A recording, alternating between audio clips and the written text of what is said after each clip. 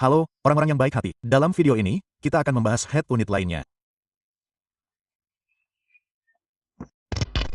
Kali ini saya, Dudu 7. Sejak saya mulai mengukur head unit, saya mencoba bergabung dan orang-orang langsung menyarankan untuk membeli Makeda Dudu 7. Sekarang, beberapa orang akan berkata, "Oh, Dudu, haha." Seperti, ayolah, berapa umurmu? Itu hanya nama dan saya tahu seseorang yang melewatkan kesempatan untuk mengulas salah satu head unit ini hanya karena namanya yang lucu. Sebelum kita mulai, seperti biasa, saya ingin mengucapkan terima kasih kepada Makeda karena telah mengirimkan ini kepada saya dan pada saat yang sama saya ingin mengucapkan terima kasih kepada salah satu pengikut saya yang memberi saya kontak perwakilan Mac karena saya telah mencoba menghubungi mereka selama berbulan-bulan tanpa hasil dan tidak ada jawaban. Namun, seperti yang saya sebutkan dalam posting saya minggu lalu, jika Anda mengenal seseorang dari suatu perusahaan yang ingin saya ulas, hubungi mereka. Berikan saya kontak mereka atau berikan kontak saya dan kita dapat mengatur sesuatu. Dalam kasus ini, kita sudah sampai di sana. Makeda Dudu 71112 in. Jadi, ukurannya sama dengan Joy yang saya miliki di mobil saya. RAM 8GB, ROM 128GB, dan yang ini memiliki chip kamera 360 tambahan di dalamnya. Saya yakin yang satu itu terpisah dan harganya lebih mahal jika Anda menginginkannya. Jadi mereka mengirim ini kepada saya dan pada saat yang sama mereka mengirimi saya pengontrol Bluetooth untuk unit utama yang sebenarnya karena Anda tahu bahwa sulit untuk mengendalikan unit utama ini dengan layar sentuh karena tidak memiliki tombol apapun. Jadi dalam video ini kita akan membuka kotaknya dan melihatnya dengan sangat cepat karena sekarang sedang hujan. Jadi saya ingin membuka kotaknya secepat mungkin dan kemudian kita akan melihat semua pengukuran distorsi yang saya lakukan untuk unit utama ini. Kemasannya sangat apik dan sangat bagus. Semuanya hitam. Kami memiliki amplop hitam besar yang berisi dokumen rahasia yang merupakan diagram kabel. Apa yang termasuk dalam kotak, manual, dan kartu garansi. Jadi, ini tidak terlalu penting bagi kami. Unit utamanya sendiri, seperti unit utama pada umumnya yang hanya memiliki layar. Jadi, Anda dapat melihat semua keran yang saya buat karena saya sudah mengukurnya. Saya belum melepas filmnya, jadi filmnya masih menempel. Di mana saya? Halo. Dan dari belakang, kita memiliki ini. Jadi, unit utama ini terlihat keren karena saya akan membaliknya. Seluruh bagian ini terlihat seperti logam, terlihat seperti aluminium. Mungkin terasa sedikit seperti plastik, tetapi saya rasa memang logam. Bagus untuk pembuangan panas. Kami memiliki Dudu Auto. Jadi, saya bayangkan ini adalah tempat Anda memiliki chip TDA untuk amplifikasi. Yang ini memiliki kipas internal. Kipas ini menyala dan agak senyap, jadi tidak masalah. Jadi unit utama ini memiliki semua aksesori yang Anda miliki untuk unit utama pada umumnya. Jadi Anda memiliki semua RCA. Dalam kasus kami memiliki input tambahan, output subwoofer, 2 output depan, 2 output belakang, dan output saluran tengah. Dan yang terakhir ini akan menjadi kamera belakang Anda. Ia dipasang pada kabel terpisah yang disambungkan di suatu tempat di sana. Lalu kami memiliki semua hal bagus lainnya seperti antena GPS, antena serial. Saya rasa kami memiliki 3 port USB yang cukup bagus. 1 port tunggal dan 1 port ganda. Anda memiliki beberapa port ini dan Anda memiliki fascia. Saya rasa ini untuk mobil saya. Jadi unit utama ini memperbaiki sesuatu seperti ini. Dan pada dasarnya ia sedikit menonjol dari dashboard seperti itu. Saya tidak yakin, saya rasa ini seharusnya untuk mobil saya, tetapi kita lihat saja nanti. Saya rasa ini akan sangat menarik dan mungkin sulit untuk memasang ini karena layarnya tidak dapat dilepas seperti pada Joying. Anda memasang unit yang sebenarnya dan kemudian Anda menjepit layarnya. Namun untuk yang satu ini sedikit berbeda. Ini terasa lebih berat dibandingkan dengan Joying. Layarnya tebal dan sangat berat. Dan seperti semua unit utama lainnya, ia memiliki keluaran optik dan keluaran koaksikal dan pada saat yang sama USB. Jadi output USB ini dapat dihubungkan ke DAC. Misalnya, Anda dapat menghubungkan SMSL topping atau DAC lainnya. Dan semua hal lainnya sangat umum pada unit utama lainnya. Jadi apa yang dapat kita harapkan? Kita dapat mengharapkan daya yang sama pada output tinggi seperti unit utama lainnya sekitar 15-16 W. Kemudian kita dapat mengharapkan sebenarnya saya tidak melihat spesifikasi mungkin 4 volt pada RCA dan kita harus mengharapkan output digital yang sangat bersih. Dan akhirnya remote yang ingin saya tunjukkan kepada Anda juga. Jadi ini datang dalam kotak besar di dalam kantong yang sebenarnya tidak Anda perlukan. Jadi remote ini adalah Bluetooth. Dibutuhkan satu baterai litium yang masuk ke sana seperti baterai litium 3V dan terlihat seperti ini. Jadi, ini diletakkan di roda kemudi Anda dan dijepit dan menahannya di tempatnya. Saya kira jika Anda bisa tidak, Anda tidak dapat melepaskannya. Saya tidak ingin merusaknya. Tetapi jika Anda akan memiliki pengontrol ini terpisah, Anda benar-benar dapat dengan selotip dua sisi memasangnya di samping konsol tengah tempat Anda akan meletakkan pengontrol DSP Anda. Dan ada volume naik dan turun, kembali, mute juga, dan ini. Jadi, kita akan lihat kapan saya akan menghubungkan ini. Jadi, izinkan saya menghubungkan ini ke bangku uji saya. Berikan beberapa voltase agar Anda dapat melihat seperti apa tampilan layarnya. Dan kemudian kita akan mulai mengukur. Hujan, dingin, oke, nyalakan. Saya hanya ingin menunjukkan beberapa pengaturan dan beberapa hal yang harus Anda matikan sebelum Anda benar-benar ingin menggunakannya.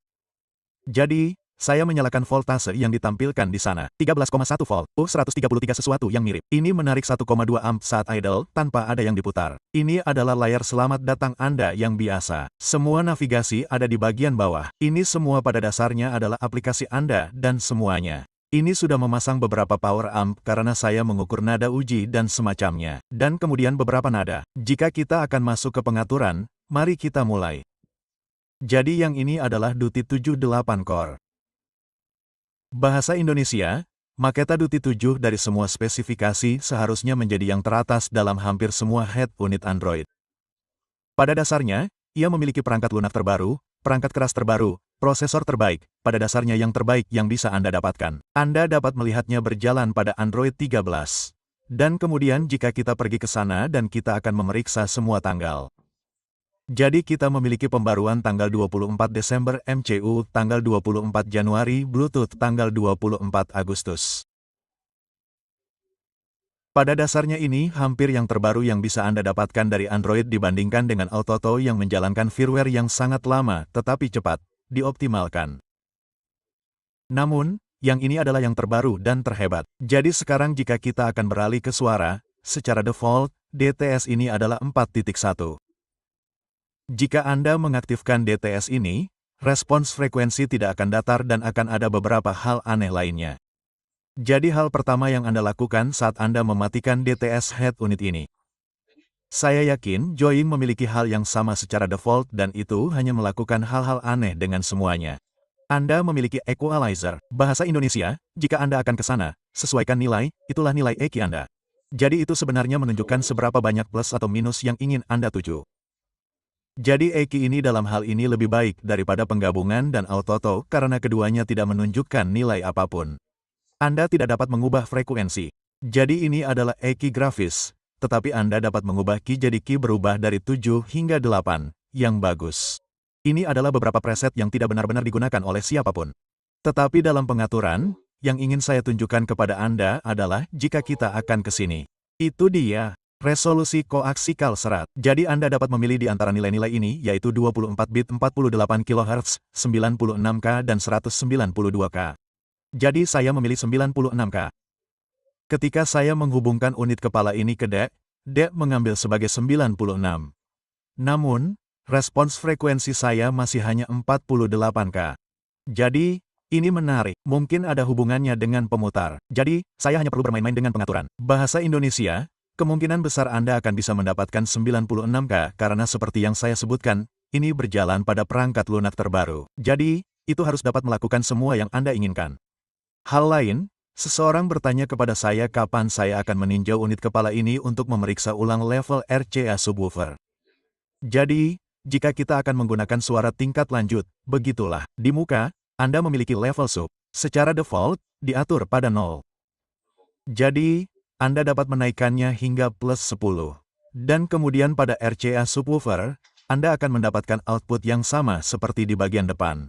Saya tidak bermain-main dengan semua itu karena bagi saya ini terlihat sangat membingungkan. Seperti, apa ini? Apakah itu frekuensi kemiringan 612? Saya tidak tahu, jadi saya tidak bermain-main dengan ini sama sekali. Saya biarkan semuanya apa adanya. Saya hanya memeriksa ulang bahwa gain ini dari reverberasi yang seperti saya tidak tahu beberapa jenis pengaturan. Jadi saya matikan saja karena kita tidak butuh sesuatu yang mengganggu. Dan dengan gain juga saya tidak tahu apa itu. Jadi kita akan matikan saja semuanya. Dan itu saja, layarnya sendiri terlihat sangat responsif. Ia memiliki banyak sekali pengaturan yang berbeda. Ia memiliki kanvas sehingga Anda dapat menghubungkannya ke mobil Anda. Kami memiliki semua perangkat ini. Oh, jadi pengontrolnya menaikkan volume turun. Tombol bundar ini akan menjadi rumah Anda. Jadi jika Anda berada dalam program apapun, tekan yang ini. Ia akan masuk ke rumah. Kemudian yang di bawah ini hanya untuk membisukan. Jadi ia hanya membisukan volume, yang persis seperti yang saya inginkan. Pengontrol Helix DSP, saya tidak menyukainya karena tidak memiliki mute. Jadi ketika musik diputar, Anda menahan tombol atas dan ia melompati track ke atas. Jika Anda menekannya itu adalah volume. Jika Anda menahannya, ia melompati track. Tombol ini, saya kira, akan menjawab dan mengakhiri panggilan. Sejujurnya, saya belum memeriksa manualnya. Bahasa Indonesia, saya akan bermain dengannya karena saya suka controller ini. Mungkin agak terlalu besar, tetapi menyenangkan untuk memiliki beberapa jenis tombol sentuh alih-alih hanya layar, karena sejujurnya, seperti saya tidak tahu cara mengatur volume pada ini. Jadi, secara umum, seperti inilah tampilannya. Responsif seperti yang saya sebutkan. Yang hanya memiliki banyak sekali pengaturan, jadi Anda harus melalui semuanya. Layarnya cukup terang di siang hari. Saya harus melihat bagaimana tampilannya di dalam mobil. Dan ya, sejauh ini kesan pertama sangat bagus. Saya sangat menyukainya. Namun, pertanyaan utamanya adalah bagaimana cara mengukur distorsi yang berkaitan dengan output ini. Saya bermain-main dengannya sedikit. Jadi setiap kali Anda mengubah ini, Anda harus menyalakan ulang head unit. Jadi sekarang saya menyetelnya pada 192K. Saya menyalakan ulang head unit. Sekarang pada coax, saya menghubungkan DSMSL ini. Itu mengambil sebagai 192K. Namun, jika saya akan menggunakan power amp pemutar ini pada output, saya memilih USB DAC. Dan USB DAC ini akan saya jamin hanya pada output USB, karena sekarang kita memiliki ASL terbuka yang aktif. Dan untuk ini, dibatasi pada 48K. Jika saya akan menggunakan apapun yang sedang saya mainkan, misalnya, sekarang saya memainkan white noise 96 kHz. Dan di sini di laptop, maksimalnya pada 20 kHz. Jadi, itu 48. Jadi, yang akan saya lakukan sekarang, saya akan melepaskan kabel koaksikal. Saya akan menghubungkan DAC ini langsung pada USB ke output head unit. Jadi, saya mencolokkan D ke port USB. Saya mengaktifkan output audio USB ini dan saya memilih 192K. Namun, masih 96. Dan sekarang, jika saya akan memainkan white noise 96 kHz, saya memiliki semuanya hingga 50K. Jadi, ya, 48 kHz. Jadi output USB ini bekerja pada 96K dan tidak pada 192. Oke, mari kita mulai. Saya tidak akan menunjukkan setiap pengukuran karena saya telah melakukan output yang diperkuat tinggi, output RCA, dan output digital dengan input analog, input USB, dan input Bluetooth. Jadi akan terlalu panjang dan terlalu banyak pengukuran. Saya benar-benar memiliki 3 dokumen seperti 20 atau lebih pengukuran. Jadi, kita akan mulai dengan level tinggi, yang merupakan output yang diperkuat. Seberapa bersih amplifier internal dan berapa banyak daya yang dihasilkannya. Hingga 1%. Ini adalah 13,2 volt. Seperti biasa ke beban statis 4 ohm hingga 1% clipping, kita memiliki sekitar 17 watt. Itu mulai klip di atas seperti 14,5 watt yang sangat umum untuk setiap head unit. Saya mengatakan ini berkali-kali dalam video sebelumnya bahwa semua head unit melakukan daya ini sekitar 15 hingga 17 watt. 4*54*60 adalah daya maksimum, apapun sebutannya, dan itu sama sekali tidak benar. Semua unit utama akan memiliki daya ini dan ini juga sangat umum untuk semua unit utama Android karena semuanya memiliki chip TDA yang sama. Sekarang, kebersihan sinyal adalah yang terendah yang kami dapatkan di bawah 0,05 U sekitar 2 hingga 5 W ini sangat bagus dan tingkat daya yang sangat bagus juga. Karena jelas Anda akan menjalankan speaker yang sangat sensitif jika Anda menggunakan output yang diperkuat. Dan Anda hanya memerlukan beberapa watt, hingga 10 watt, untuk mendapatkan output yang lumayan. Karena jika Anda memiliki speaker 90 desibel dengan 1 watt, yang ada di sini, Anda akan mendapatkan output 90 desibel. 2 speaker 96 desibel yang bagus. Jadi angka ini sangat-sangat bagus. Kita dapat melihat THD itu sendiri. Yang ini, Garis hitam, tidak sesuai dengan noise, tetapi stabil di sekitar 0,02, 0,03. Jadi, ini bersih, bagus sekali. Saya pernah melihat amplifier berkualitas yang memiliki pengukuran lebih buruk dari ini. Jadi, bagus sekali, bagus sekali. Mari kita lihat spektrumnya. Kita akan lewati analog dan Bluetooth dan fokus pada USB karena sebagian besar waktu Anda akan menggunakan file pada stick USB atau pada perangkat. Jadi ya, harmoniknya cukup tinggi terutama yang ketiga. Ini pada output 5 watt. Jadi yang ketiga adalah minus 66 yang sangat tinggi. Tidak bagus melihat yang lain sekitar 84 dan lebih rendah. Dan noise lantai cukup rendah untuk amplifier chip. Saya pikir itu sangat bagus. Jadi tidak bagus tapi juga tidak tragis. Jika kita melihat distorsi modulasi intramnya kita memang memiliki lebih banyak noise pada frekuensi yang lebih rendah dan harmonik ketiga selalu muncul bahkan pada nada 1 kHz harmonik ketiga dan juga modulasi ke dalam 60 plus 7K itu minus 66. Jadi sekali lagi tidak tragis tetapi juga tidak bagus pada frekuensi tinggi. Bahasa Indonesia, ini agak mengejutkan bahwa ia memiliki kinerja yang cukup baik pada frekuensi tinggi. Tetapi tidak ada yang benar-benar ajaib. Chip amplifier adalah yang terbaik. Hal kedua yang akan kita lihat adalah output RCA. Jadi, ini agak mengejutkan saya sehubungan dengan tegangan output pada saluran depan dan belakang hingga 1% clipping yang ada di sini. Kami memiliki sesuatu tentang output 4,8 volt yang sangat bagus. Yang paling bersih kami miliki hingga 4,44 volt. Jadi kita dapat mengatakan bahwa itu adalah output 4V yang paling bersih. Dan kebersihan RCA ini sangat bagus 0,01%.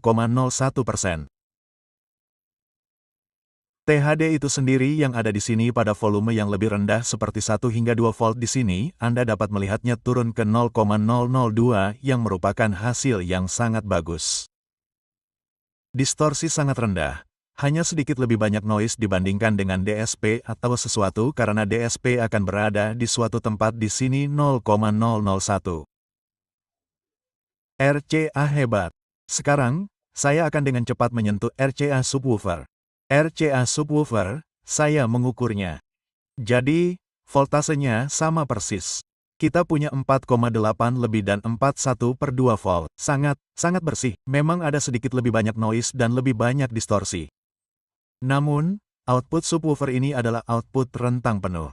Saya akan menunjukkannya di sini. Ini adalah respons frekuensi subwoofer. Frekuensinya mencapai 20K. Jadi, pada dasarnya semua RCA pada unit ini adalah rentang penuh.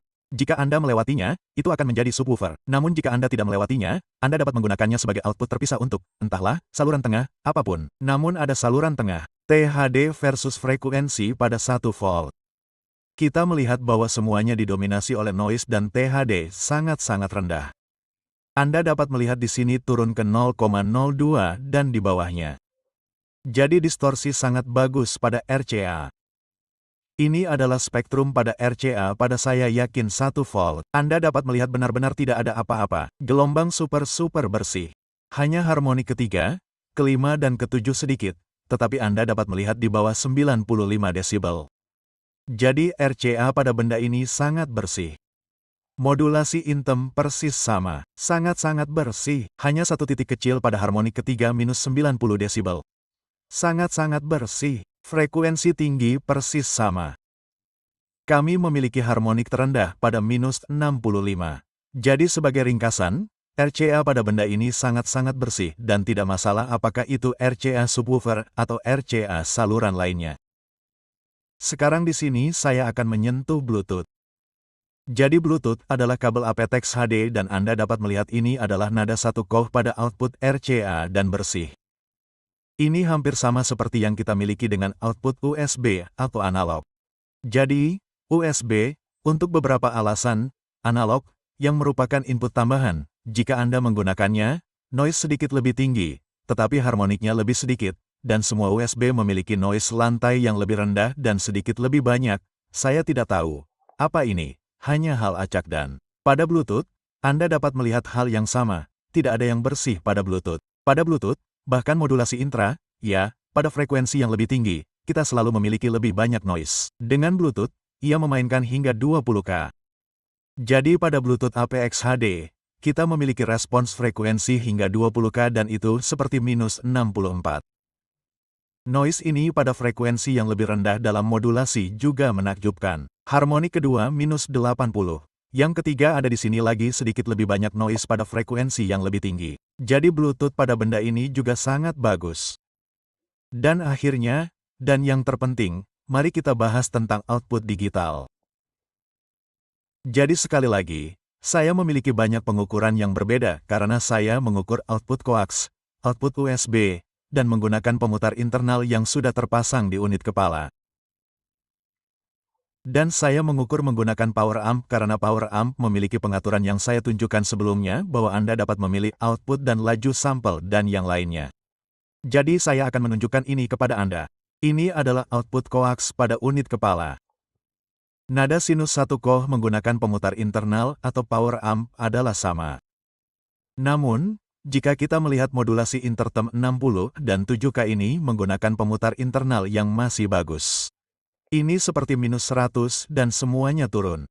Tetapi dengan power amp Anda memiliki ini yang merupakan hasil yang ingin saya katakan jauh lebih baik. Ya, kami memang memiliki beberapa noise aneh yang terjadi di sini, tetapi seperti pada frekuensi yang lebih rendah, kami memiliki lebih sedikit noise dan kami memiliki situasi yang sama dengan modulasi intertem 18 dan 20K. Ini adalah pemutar internal dan ini adalah power amp.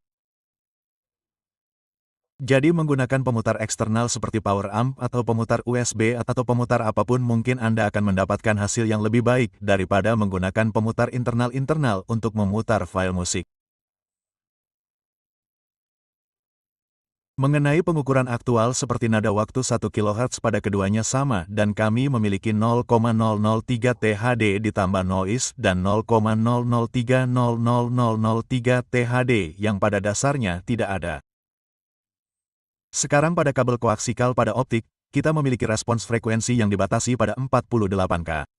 Jadi, biar saya tunjukkan ini. Abaikan saja level dan semuanya. Ini adalah white noise yang diputar di pemutar dan saya mencoba beberapa pengaturan yang berbeda. Jadi pada power amp yang menggunakan keluaran kabel koaksikal, pengaturan apapun akan membatasi 48K dan Anda dapat melihat hingga 20K lalu turun. Tidak masalah ping noise apa yang Anda putar 48K, 96K, atau 192K. Namun, saat Anda beralih dari keluaran kabel koaksikal ke keluaran USB, kita memiliki ini. Ini 48K. Ini 96K. Saya akan memperkecil sedikit lagi. Dan ini 192K. Jadi, meskipun Anda memilih 192 di pengaturan, masih dibatasi pada 96. Bahkan DAC menunjukkan 96 karena suatu alasan. Jadi saya tidak tahu, ini adalah fitur eksperimental seperti yang disebutkan dalam manual. Namun, kami memiliki laju pengambilan sampel 96K hanya pada keluaran USB. Tidak menggunakan kabel koaksikal, tidak menggunakan kabel optik, Anda harus menggunakan DAC terpisah atau konverter digital ke digital seperti SMSL POS 100 Pro yang saya rencanakan untuk digunakan dengan ini. Dan sekarang, jika kita akan membandingkan spektrum keluaran kabel koaksikal pada unit utama dan keluaran USB melalui DACK, kita memiliki perbedaan noise yang sangat besar. Sekarang, saya akan menekankan ini bahwa di antara keduanya, Anda tidak akan dapat mendengar perbedaan sama sekali. Jadi, Anda akan menggunakan keluaran kabel koaksikal atau Anda akan menggunakan keluaran USB pada unit utama ini. Tidak akan ada perbedaan yang dapat didengar. Satu-satunya perbedaan dapat diukur dan sejujurnya perbedaannya cukup besar. Pada tingkat noise, tidak ada harmonik. Pada dasarnya, ini mungkin harmonik. Tetapi harmonik ini berasal dari DAC saya karena saya mengukur keluaran analog. Jika kita membandingkan modulasi internal, yang kuning menggunakan keluaran kabel koaksikal dan yang ungu menggunakan keluaran USB. Bahasa Indonesia, Anda dapat melihat bahwa menggunakan USB, secara harfiah tidak ada yang minus 140. Ini adalah DAC saya. Ini pada dasarnya hanya mengukur DACK. Sekarang, frekuensi yang lebih tinggi juga. Ini adalah apa yang kami miliki menggunakan output coax dan ini adalah apa yang kami miliki menggunakan USB. Jadi izinkan saya menghapus ini. Anda tidak dapat melihat apapun minus 120 dan floor minus 140. Jadi dengan sangat cepat untuk merangkum head unit ini memiliki amplifier yang sangat khas persis sama seperti yang akan Anda temukan di tempat lain. Ini memiliki RCA yang sangat bersih. Saya ingin mengatakan lebih bersih dari kebanyakan amplifier yang sangat bagus untuk dilihat dan memang memiliki output lebih dari 4 volt. Jadi jika Anda menggunakan ini untuk RCA yang diumpankan langsung ke amplifier, hasilnya akan sangat-sangat bagus. Dari segi THD hampir sebersih DSP berkualitas. Jadi Anda hanya akan dibatasi pada penyesuaian DSP yang Anda miliki di head unit yang sebenarnya. Namun dari segi kebersihan, ini sangat-sangat bersih. Dan mengenai sinyal digital, sama sekali tidak akan ada perbedaan yang dapat didengar antara penggunaan salah satu keluaran digital seperti coax dan optikal atau penggunaan keluaran USB ke perangkat Anda sendiri. Anda tidak akan dapat mendengar apapun. Namun dengan menggunakan USB, Anda akan memperoleh laju pengambilan sampel 96K dan Anda akan memperoleh kebisingan lantai yang jauh lebih rendah. Jadi ini benar-benar yang terbaik yang dapat Anda peroleh. Dan Anda dapat melihat angka-angka ini. Angka-angka ini adalah angka-angka DAC saya. Itu sama sekali tidak memengaruhi apapun.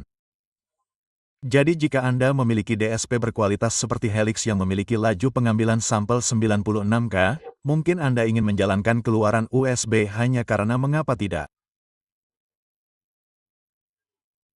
Namun jika Anda memiliki DSP yang lebih murah seperti Downforce Sound yang dibatasi pada 48K, sama sekali tidak ada alasan bagi Anda untuk menggunakan keluaran USB karena Anda akan dibatasi pada 48K dan perbedaan antara ini dan ini sama sekali tidak akan terdengar.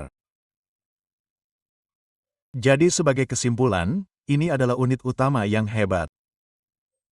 Saya akan membuat video terpisah lainnya di mana saya akan membandingkan ketiga auto Toto Joying dan unit utama Mesia ini. Saya akan menyoroti kelebihan dan kelemahan masing-masing dan akan membandingkan langsung hasil pengukuran ketiga head unit.